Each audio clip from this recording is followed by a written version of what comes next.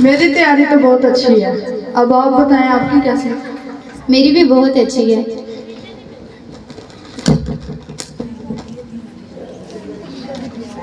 फरिश्ता आ गया।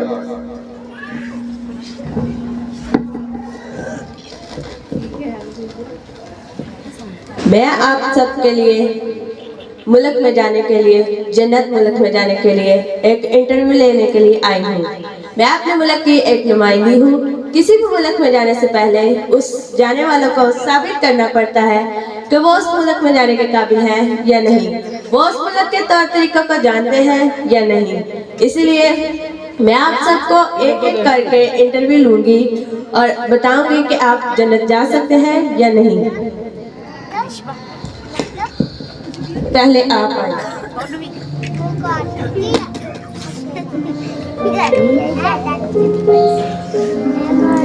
आप मुझे बताएं, आप जन्नत क्यों जाना चाहते हैं? देखें, मैं जन्नत इसलिए भी जाना चाहता हूँ क्योंकि मैं खुदा से बहुत प्यार करता हूँ और सारी जिंदगी खुदा के साथ गुजारना चाहूँगा और उसका वादा है कि मैं नहीं मरूंगा, इसलिए हमेशा की जिंदगी खुदा के साथ गुजारना चाहूँगा।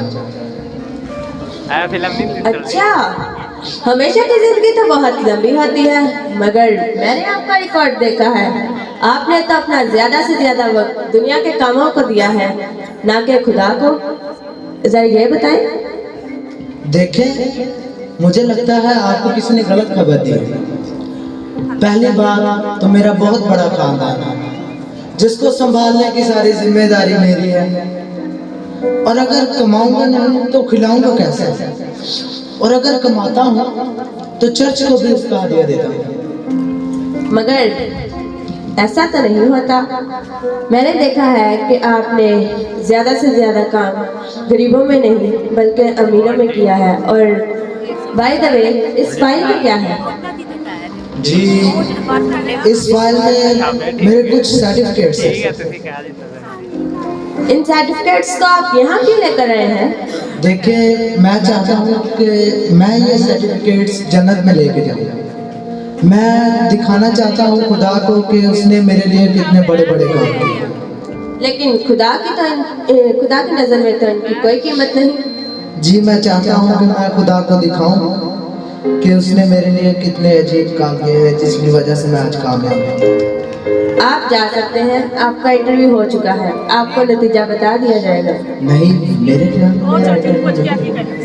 नहीं, मैंने आपको कहा आपका इंटरव्यू हो चुका है, आपको बता दिया जाएगा, आप जा सकते हैं।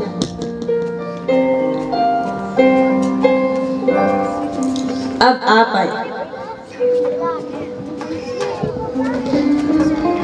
वाह, आपने तो इंटरव्यू में बाइबल भी साथ लेकर आए हैं। लगता है आपको बाइबल पढ़ने से बहुत ज्यादा प्यार है। हाँ सर, आपको पता है इस्तिशना 6 बाब उसकी 8 आयत में क्या लिखा है? इसमें लिखा है, तो निशान के तौर पर उनको अपने हाथों पर बांधना और वह तेरी पेशानी पर टीकों की मानी होंगे, और तुम उनका अपने घर के चौखटों और फाटकों पर लिखना। मैं उठते बैठते चलते फिरते बस इसी को पढ़ती रहती हूँ। आपका खुदा के साथ मोहब्बत के बारे में क्या ख्याल है? मोहब्बत, खुदा ने दुनिया से ऐसी मोहब्बत रखी कि उसने अपना इकलौता बेटा बख्श दिया ताकि जो कोई उस पर ईमान लाए हलाक ना हो बल्कि हमेशा की जिंदगी पाए। तो मैं क्यों ना खुदावन से मोहब्बत रखूं? आप इंसान हैं या तोते? तोता ही समझिए। आपका मोहब्बत के बारे में क्या ख्याल है? पहला ग्रंथियों उसका 13 बाब उसकी 7 आयत में लिखा है, मोहब्बत सब कुछ बर्दाश्त करती है, सब बातों की उम्मीद रखती है। और आपको पता है ये खत पौलुस ने लिखा है, और नए आयतनामे की आधे से ज्यादा किताब पौलुस ने लिखी है। और क्या क्या पता है आपको? सर, आपको नहीं पता, मुझे क्या क्या पता है। कौन सी आयत कहाँ है उसका पेश, उसके आगे क्या आता है, उसके पीछे क्या आता है, मुझे सब कुछ मालूम है, कुछ भी पूछिए। नहीं, मगर मैं आपसे बस एक आखिरी सवाल पूछना चाह रहा हूँ। आपने इन आयात को ज़ुबानी याद तो किया हुआ है मगर अपनी जिंदगी में नहीं लिया। आपके भाई के बेटे की शादी थी और आप वहाँ नहीं गई, ऐसा भला क्यों? सर, आप मेरे भाई को नहीं जानते, वो मेरी तबीयत का नहीं है। उसने अपने बेटे की शादी में गाने गाए, डांस किया और मुझे ये हरगिज पसंद नहीं। ठीक है, आपका इंटरव्यू हो चुका है, आप जा सकती हैं। आपको नतीजा बता दिया जाएगा। अब आप आइए।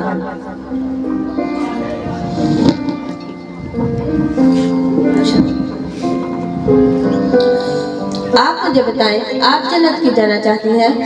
मैंने जन्नत के बारे में बहुत सुना है कि वहाँ बहुत खूबसूरत जगह है, मीठे पानी के चश्मे और सोने की सड़कें हैं। सुनने में ही इतना अच्छा लगता है, और वैसे भी मेरा लाइफस्टाइल ऐसा है, मेरे लिए वो जगह परफेक्ट है। मेरी और जन्नत की जिंदगी तकरीबन एक जैसी है। वाह, मैंने जन्नत की बात की और आपने इतनी सारी बातें की। मेरे ख्याल में आप बहुत जरूरी बात बोल रही हैं। क्या? जब जन्नत की बात आती है तो सबसे पहले लिए जाने वाला नाम मसीह यीशु नहीं? Jesus. Oh, I love Jesus. मैंने तो जीसस के नाम के टैटू भी बनवाए हैं, और वैसे भी जीसस ने कहा है, तुम दुनिया के नूर हो, चिराग बन के चमको, और उसका नूर तो हमेशा ही मुझ पर है। और मैं चैरिटी भी बहुत ज्यादा करती हूँ। चैरिटी? मेरे ख्याल में तो आप पार्टीज बहुत ज्यादा करती हैं। हाँ, वो मैं पार्टीज में कलाम की बातें ही करती हूँ। ओह, मेरे रिकॉर्ड के मुताबिक तो ऐसी कोई भी पार्टी नहीं जहां आपने कलाम की बात की हो। तो जब मैं कलाम की बात शुरू करने लगती हूँ तो खाना लग जाता है, इसलिए मैं कुछ बता नहीं पाती। इसका मतलब कि खाना आपकी खिदमत को रोक लेता है। आप बहुत मजाकिया हैं, जस्ट सो फनी।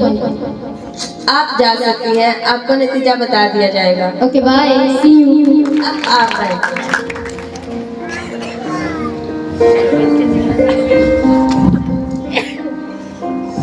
आप अपने बारे में कुछ बताएं। बेटा, मैं बहुत गरीब हूँ, पता है मुझे कुछ नहीं आता, बस खुदान का फजल मुझ पर हुआ है। पता है मैं कभी स्कूल नहीं गई, बस खुदान का कलाम सुन कर ही उस पर ईमान लाई हूँ, और जब भी सुनती हूँ दिल को सुकून मिलता है। मैं तो बस ये गुजारिश करने आई थी कि जब खुदा अपनी बादशाही में आए तो उन बड़ों के साथ मुझे भी ले जाए। आप जा सकती हैं, आपको नतीजा बता दिया जाएगा। अब आप आइए।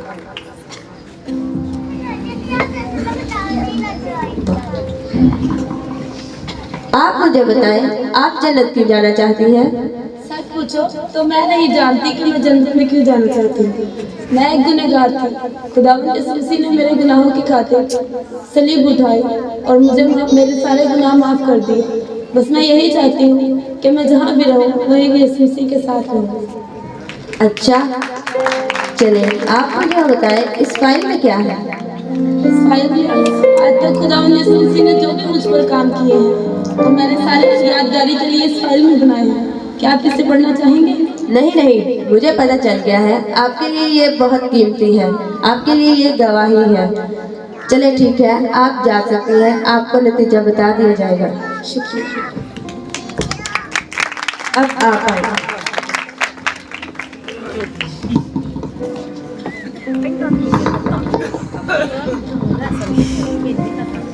आप जन्नत की जाना चाहती हैं? मैं बड़ी जगह ते गई हूँ, बड़ी दुनिया फेरी है, और मैं सीधा खुदा के गदवा करना चाहती हूँ। मेरे रिकॉर्ड के मुताबिक तो आपने बहुत से चर्चेस और बहुत सी कलीसियाएं बदली हैं, ऐसा क्यों? मैं बड़ी जगह ते भटकी हूँ, कोई पास्टर में समझा पाता तो मैं टेक दी ना। चले ठीक है, समझाता है कि कोई पास्टर आपको नहीं समझा पाया, मगर खुदा का पाक कलाम तो आपके पास था, ऐसा फिर क्यों आपने किया? मैंने पता सी तुझसे भी नहीं मैंने समझ पाना। इस बात में सीधा खुदा को जाके दे गदवा उन्हें ज्यादा पूछूंगी। चले ठीक है, आपका इंटरव्यू हो चुका है, आप जा सकती हैं। चंगा में चले। आपका नतीजा बता देंगे। आए पास्टर एलिशा, अब आप आइए। पास्टर नहीं, रेवरेंड एलिशा को। आए रेवरेंड साहब, बैठे, तशरीफ रखें। आप मुझे बताएं कि आप जन्नत क्यों जाना चाहते हैं? ऐसी आप में क्या काबिलियत है कि आपको जन्नत में भेजा जाए? काबिल जानोगे तो हैरान रह जाओगे बेटा। खुदावन ने कहा है कि सारी दुनिया में जाकर अंजील की मुनादी करो। मैंने ही किया है। मैं इंटरनेशनल लेवल का पादरी हूँ। मैं बाइबल कॉलेज में लेक्चर देता हूँ। मैंने 5,542 लोगों को बपतिस्मा दिया है। मैंने इतने बड़े बड़े काम किए हैं जो खुदावन यीशु ने भी नहीं किए, क्योंकि खुदावन ने मेरी बाबत पहले से ही कह दिया था कि तुम मुझसे भी बड़े काम करोगे।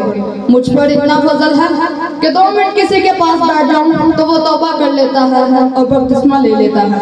अब ये इंटरव्यू खत्म होने दो, तुम भी तौबा कर लोगे और बपतिस्मा ले लोगे।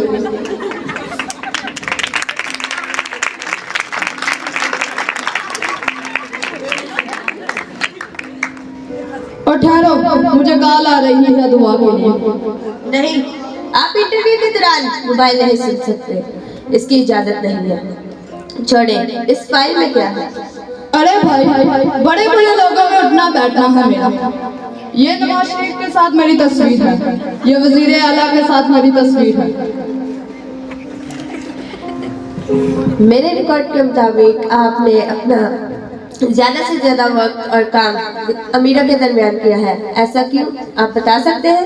ओहो, वो कहते हैं ना कि गरीब खुदा के बहुत करीब, अमीर नशे में चूर खुदा से बहुत दूर। जब मैंने ये देखा तो मैंने फैसला कर लिया कि मैं अमीरों को खुदावन की खुशखबरी सुनाऊंगा।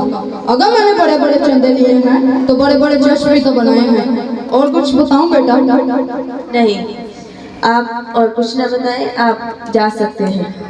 ओके, अब डायरेक्ट जन्नत में मिलते हैं। आपको नतीजा बता दिया जाएगा।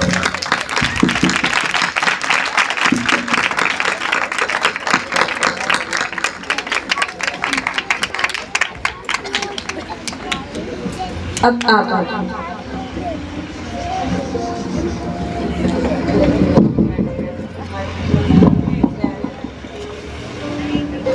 मैं आपको बताना चाहूँगा कि आपने इस दुनिया में रहते हुए और कुछ नहीं कमाया है, मगर एक बात जहन में रखिए कि चाहे आपने दुनिया में रहते हुए कुछ नहीं कमाया, मगर जो कमाया है वो मसीह यीशु की सलीब है। मुझे ये कहते हुए खुशी महसूस हो रही है कि आप जन्नत जा रहे हैं। अब आप आए।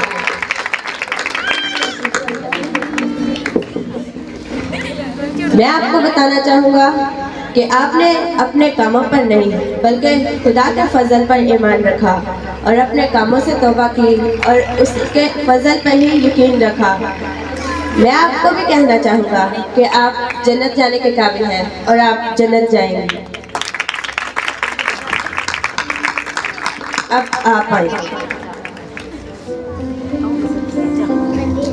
मैं आपको कहना चाहूँगा, आप हमेशा से कंफ्यूज रही हैं, कभी किसी बुद्ध मीटिंग, कभी किसी दुआ पर, कभी किसी कलीसिया में, मगर इन सब में आपकी कोई गलती नहीं।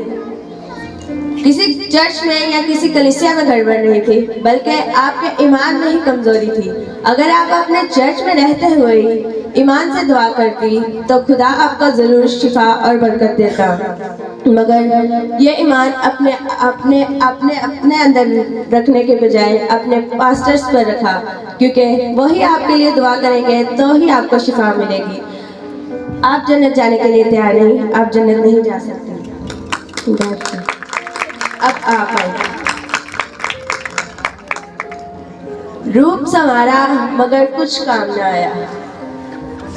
हमेशा के लिए रूहानी खूबसूरती को रखना बहुत जरूरी है, मगर आपने हमेशा जिस्मानी खूबसूरती को आगे रखा। दुनिया एक जिस्मानी खूबसूरती है जो कभी न कभी ढल ही जाती है, इसीलिए हम सबको चाहिए कि हम रूहानी तौर से खूबसूरत बने। आप जन्नत जाने के काबिल नहीं, आप नहीं जा सकते। आए रेवरेंड साहब, खड़े हो जाए। आपने हमेशा से ही गरीबों को छोड़कर अमीरों के दरमियान काम करना सही समझा, जिसने आपको बड़े बड़े चंदे दिए ताकि आप ऐशो-इशरत की जिंदगी गुजार सके। आपने खुदा की बुलाहट को इस्तेमाल करके अपने आप को मशहूर किया, ना कि खुदा को आगे बढ़ाया, अपने आप को आगे बढ़ाया।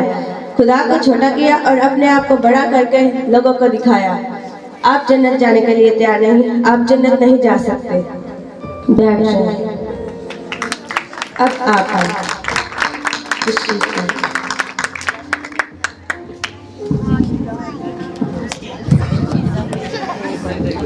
मैं आपको बताना चाहूंगी कि आपने भी अपने घर बार और दुनिया के कामों को ज्यादा से ज्यादा वक्त दिया। आप कहते तो हैं कि हम मसीह के साथ पूरी जिंदगी और हमेशा की जिंदगी गुजारने के लिए तैयार हैं और गुजारेंगे भी, मगर आप तो दुनिया के कामों से फुर्सत मिलते तो ही आप दुआ करना। इसीलिए आप भी जन्नत जाने के लिए तैयार नहीं और आप जन्नत नहीं जा सकते। बैठ जाओ। अब आप आए। मैं आपको बताना चाहूँगा कि आपने जिस तरह इन आयात को याद किया हुआ है अपनी ज़िंदगी में नहीं लिया। आपके भाई के बेटे की शादी थी और आप वहाँ नहीं गए। मरकज़ 11:25 आयत में लिखा है कि अगर तू दुआ करे और तुझे याद आए कि तेरे भाई का तुझसे कोई शिकवा है तो पहले जाकर उसे माफ़ कर ताकि तेरी दुआ ना रुक जाए। मगर तुम अपने दिल में घमंड रखकर यह समझती हो कि तुम्हारी दुआ नहीं रुकेगी। आप भी जन्नत जाने के काबिल नहीं, आप जन्नत नहीं जा सकती। तशरीफ रखें। मैं आप सबसे भी यही कहना चाहूँगी कि अगर आपकी भी ज़िंदगी इनकी ज़िंदगियों से मेल खाती है तो आप भी अपनी ज़िंदगी को बेहतर बनाएं, क्योंकि मैं तो अपने मालिक का भेजा हुआ एक अदना सा नौकर हूँ, मगर मालिक जल्द आने को है, तब वो वक्त नहीं देगा। मैं तो इंटरव्यू देकर आपको फेल या पास का बता दूंगा, मगर वो हमेशा के लिए इंसाफ करने को आएगा। उसकी अदालत से कोई भी नहीं बच पाएगा। शुक्रिया।